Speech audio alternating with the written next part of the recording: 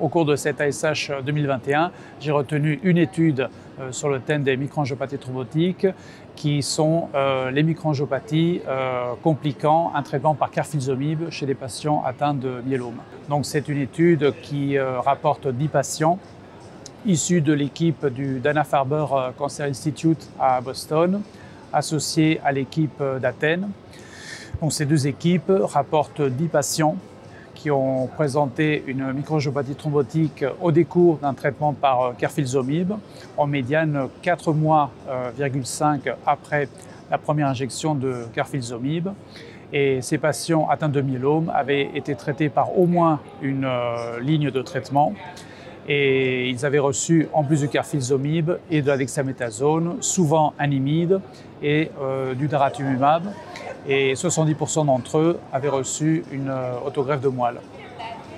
Et ces patients ont été traités pour leur microangiopathie thrombotique par, outre l'arrêt du carfilzomib, des échanges plasmatiques dans la moitié des cas, de manière un petit peu empirique, et pour un patient, un traitement par eculizumab, un bloqueur du complément. Et l'évolution s'est faite vers la guérison de la microangiopathie chez 7 des 10 malades. 2 autres ont évolué vers l'insuffisance rénale terminale nécessitant une dialyse chronique et un patient est décédé.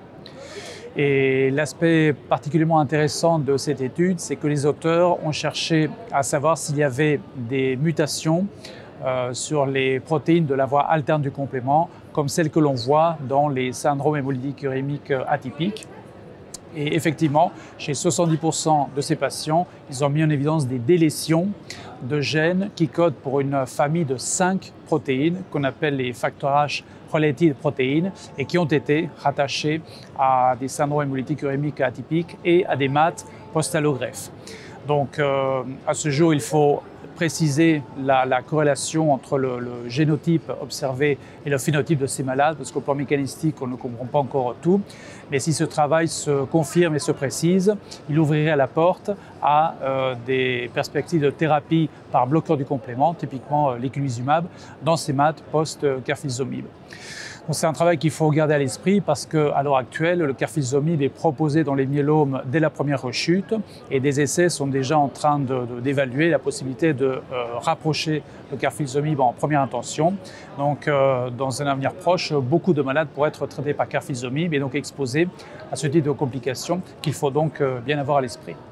En résumé, donc, cette étude montre que les microangiopathies post-carfilzomib sont une complication qui n'est pas rare, qui se rapproche des syndromes hémolytiques urémiques atypiques. Il existe possiblement des anomalies de la voie alterne du complément et ça ouvre des perspectives de thérapie par bloqueur du complément, typiquement par eculizumab.